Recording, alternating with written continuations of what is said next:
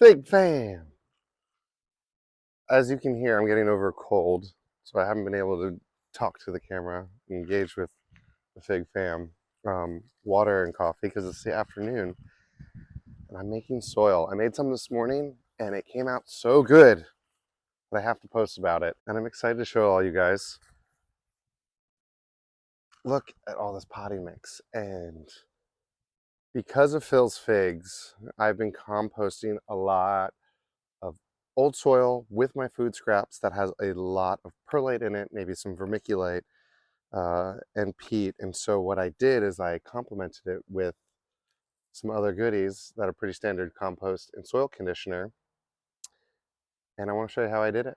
It was really simple. I use a tarp, I use a shovel, I use a sifter for my compost bin, and let's walk through it.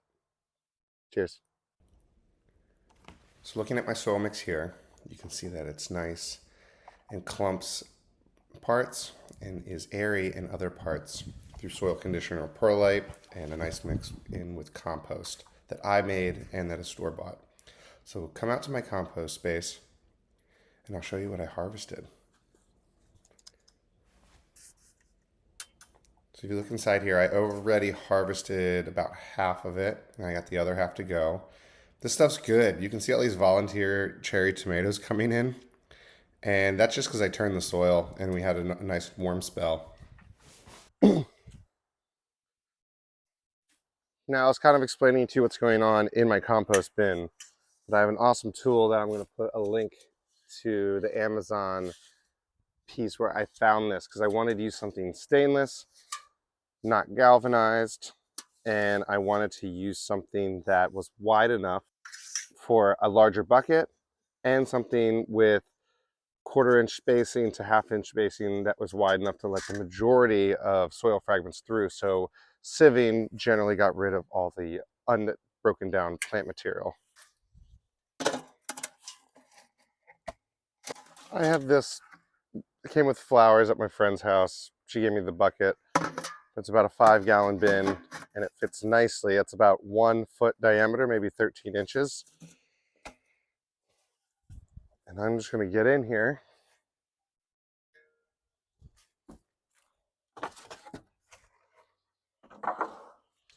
It's nice when you set up a compost bin to make slats like this. So when you get towards the bottom, you can take it apart. Now, I got pretty innovative, and about 80% of this was from an old cedar swing set. Hence the cedar pieces here that are already slatted. Now we're down to the bottom. Other parts, mostly cedar, with a 4x4 that I had, and some larger cedar planks that I had when I had built my outdoor shower. And it worked out.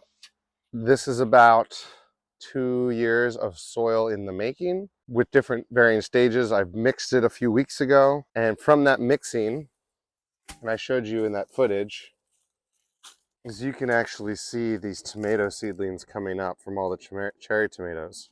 So lots of volunteers have always grown in here, but I haven't necessarily had the free time with family responsibilities to harvest it.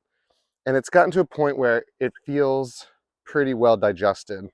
There were times where it was rich with worms, and now there's worms in here still, but not in the same volume, which means that a lot of this material, I think, has been broken down. There's lots of perlite in here, probably lots of coconut coir from all of my cutting propagation stages, and the stuff that doesn't make it usually ends its way into the compost bin. And I'm sieving out the stuff that still needs to be digested, and I'm putting it off to the side. And check this out. You can see that the stuff is still good in here. And there were times in the winter, if you came out here and you would feel it, it would feel like hot. You could see it steaming. So I don't know if you can see. I'm going to look, make sure I can get you guys in. So if you can see here, all I have to do is shake it.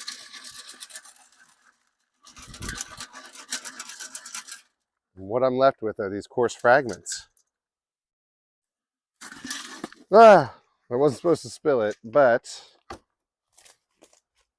what I do here, I just dump them in.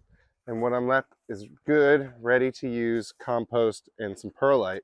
And I'm really excited for the perlite because perlite's gotten really expensive over the years. It's about 37 bucks for 4 cubic feet, and even more if you buy it in smaller portions.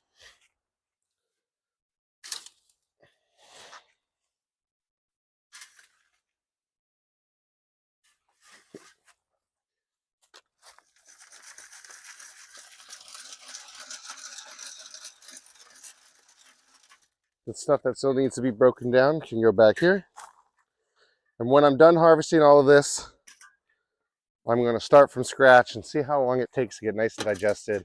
I'm going to leave a little bit left in here for whatever great colonies I've cultivated in this space to kind of make sure they're here to inoculate the next batch of stuff that needs to be composted.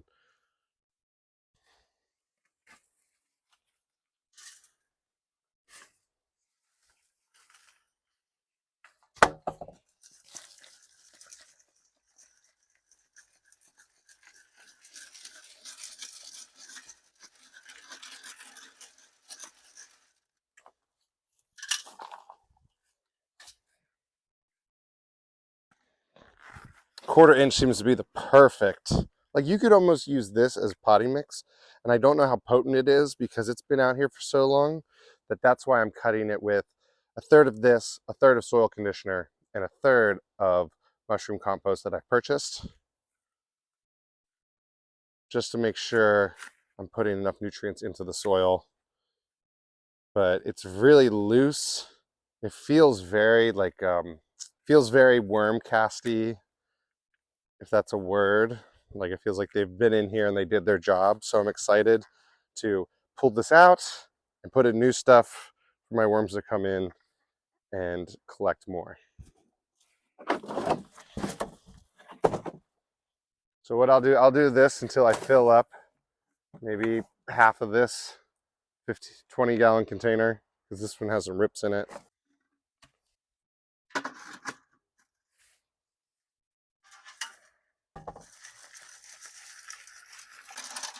Another important thing to do with your compost is you can smell it, and it just smells like beautiful soil. So it really is just ready to go. Except for, of course, these larger fragments, some root systems, etc. Soil condition that's really coarse fragmented. As a geologist, I love sieves. I did a lot of sediment analyses for graduate school, for my work in coastal engineering. So the fact that I can bring geologist-like equipment to my garden space is pretty awesome.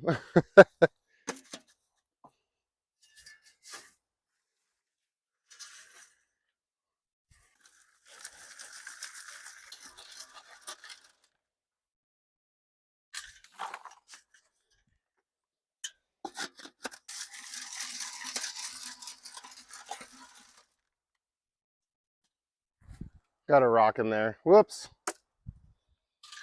It's been a hot minute, so who knows what my kids threw in here too, or what I put in here. It's a big amalgamation of household scraps all the way down to things I bought at plant stores, including just like leaves falling into it from around here, you know? I want it to be wild in here.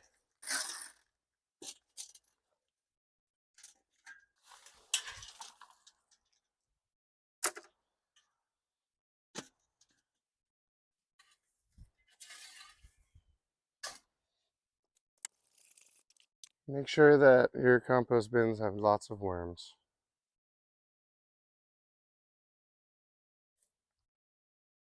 They do a lot of good work. They are what make my compost so awesome, along with the microbiome, right? When you find grubs, that happens, but they can't stay.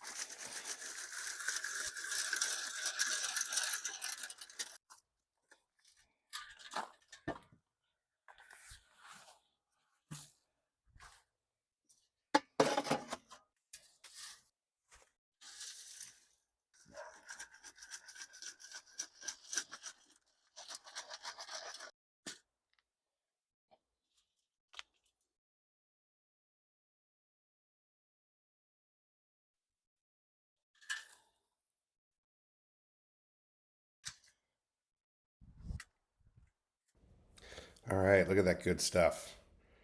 I am ready to take it over to the garden, put it on the tarp, and make some spectacular fruit tree soil mix.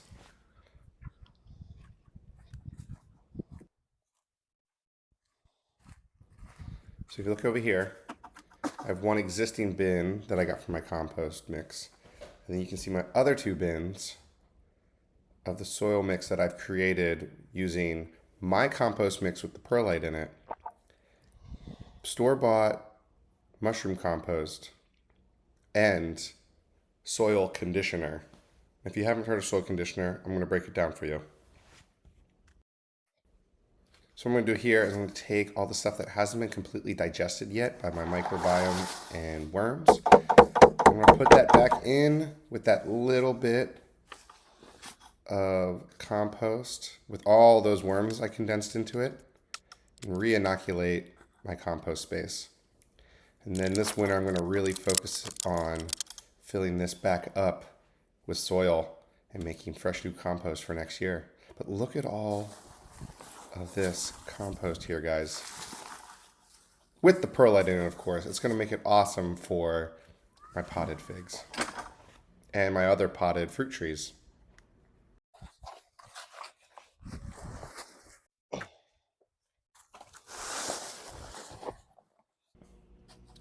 All right, here's the soil mix, guys. First up, we have our organic mushroom compost.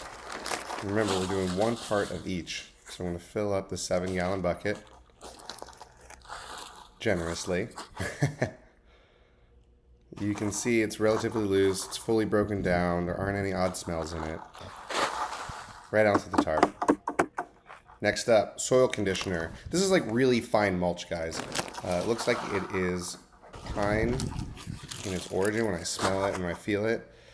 But this is organic matter that adds porosity to your soil to help fluff it up. It's great for potted materials. All right, here's the good stuff that I harvested and grew with all that perlite. I'm going to fill up this 7-gallon bucket with it, and this is the third of 3 parts. Get out of here, wind.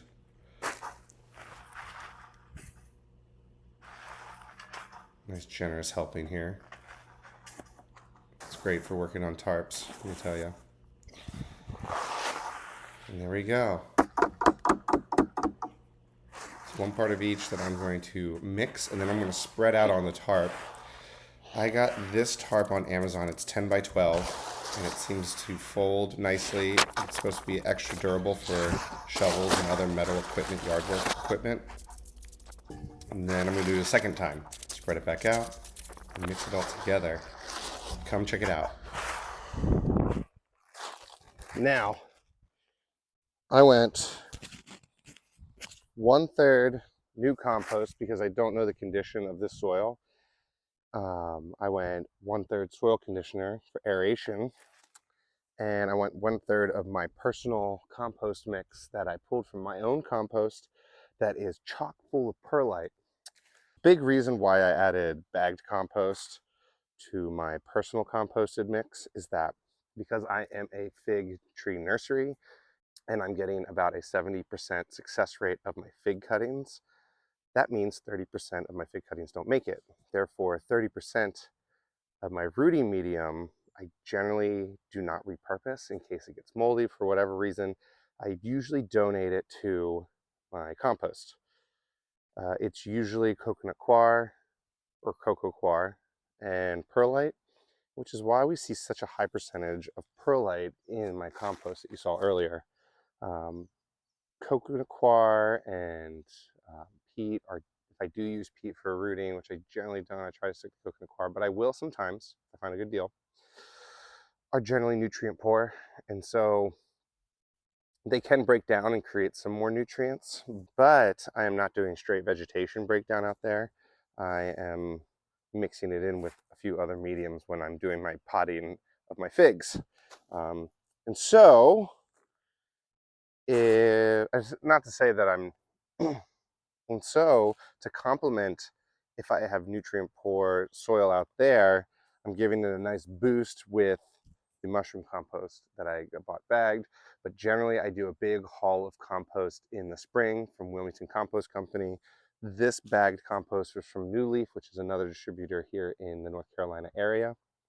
But what's great about soil conditioner, and you probably saw it earlier and I mentioned it, was that it can be very beneficial as far as increasing porosity of your soil, but also breaking down and becoming organic matter itself. So it's a win-win, and that way you don't have to overdo it with perlite or other vermiculite or other inert things. This is my mix for fruit trees. It's awesome. It's loose, but it still clumps where the organic matter is. And if I did citrus this way, I would add a whole second portion of soil conditioner to make it extra draining. They require less water than my figs do, which is pretty cool. They let you know that they need water different than figs because their leaves will curl versus figs will droop when they are overheated or underwatered. Citrus will curl. So this stuff's good, and I can go and put it away.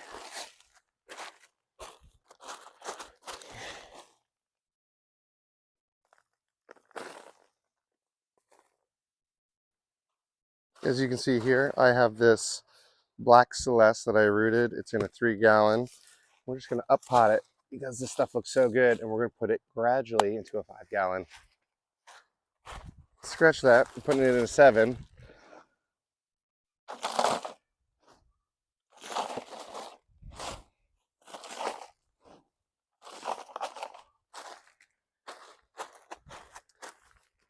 Just like you would put your fig trees or fruit trees in the ground in the fall, and we're here in Wilmington, North Carolina, where we still have mild temps for the next month of November. I am actually going to up pot some of my fig trees that I want to grow a lot, and they will invest some of these last few weeks of warm weather to put in new root systems in their new potted soil. This is usually for the ones that are ready to be up potted in the first place. And that way in the spring, they can wake up and just take off, growing and happy, because they kind of did some of the work under the hood in the fall and through the winter. If you are in a further north climate, you're going to want to do this earlier in the year. And if you live further south than me in Wilmington, North Carolina, so I'm about an hour north of Myrtle Beach, on that southeastern coast of North Carolina, or if you live south of that, like Florida or so, you could probably wait a little bit longer. In fact, I still may have a fig left. Might be my last fig of the season, but my citrus is getting ready right now. Again, this is my standard mix for most of my trees, except for my citrus, and I'd probably apply this to plumerias too, where I would add almost a whole nother bucket. So it was all a 1-to-1 ratio for each 3 of those. I would add a whole nother bucket of just soil conditioner for citrus. A big thing that you guys have to do when you're filling out your own compost, this is like a big piece of advice. A big thing you want to do when you're harvesting your own compost is you want to feel it out too. I had very airy compost full of perlite and such, rather than thick black organic material that you would see if it was just vegetative and leftover food scraps. So you would probably have to add an addition of your own perlite. This is just what I'm working with after my own compost endeavor over the past few years with the plant nursery and using lots of coconut coir. But that looks fantastic, guys. And I'm really happy. This is a black Celeste, so it is a sport off an original Celeste. And that's what it looks like. I'm going to water it and put it back with the other fig trees in the nursery.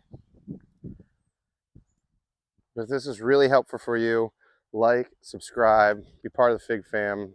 I appreciate all of you joining me on this journey, and I look forward to sharing with you guys what I'm up to on a weekly basis. I was out of the game for a few weeks after doing a bunch of presentations, and I wanted to just check in and be with my family a little bit.